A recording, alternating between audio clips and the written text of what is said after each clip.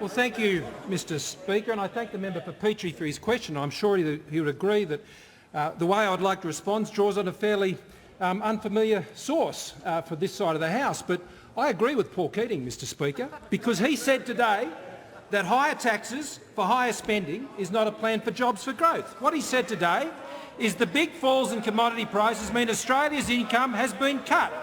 We cannot pretend we can go on spending as though nothing has happened. Those opposite may think that, but this is what Paul Keating said.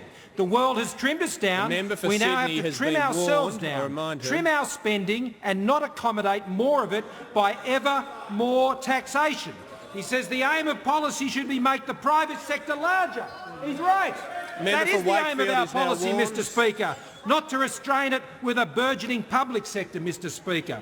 Now that's what this government is doing, Mr Speaker. That is our plan. We're interested in things that will actually ultimately see taxes fall in this country, not see taxes ever higher to chase ever higher levels of spending, which it never can catch, and as a result you borrow more and more and more. And that's why the government has credible measures in place to reduce spending, to reduce government spending as a share of the economy in this country, down from 25.9% this year down to 25.3% at the end of the forward estimates. Now, this was reinforced in our mid-year statement, and that mid-year statement was well received by the rating agencies, and Moody's said, notwithstanding the fiscal challenges ahead, we expect the government's fiscal position to remain within a range consistent with its AAA rating. They said the MyEFO incorporates a realistic view of the fiscal implications of lower growth.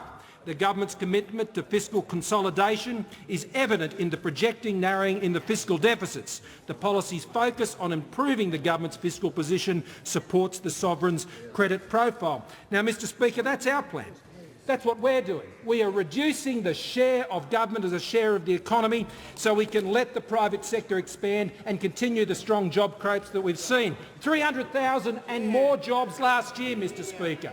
300,000 and more. What we have is job-intensive economic growth in this country. For every inch of growth we are achieving in these difficult circumstances, there's more jobs in every single inch of that growth. Now, those opposite, Mr Speaker, have a very different point of view. What they are saying is, of all the big savings measures, because they call tax increases savings, Mr Speaker, that's what they do, and what they've said is they've come up with $7.6 million in higher taxes. But that doesn't even get them to the point of the more than $13 billion, almost $14 billion in the new spending they've announced just since the budget, Mr Speaker. On top of that, some $30 billion in savings that we've put in place that they want to put spending back on the agenda, and almost $13 billion in measures they continue to block. Treasurer will resume his seat.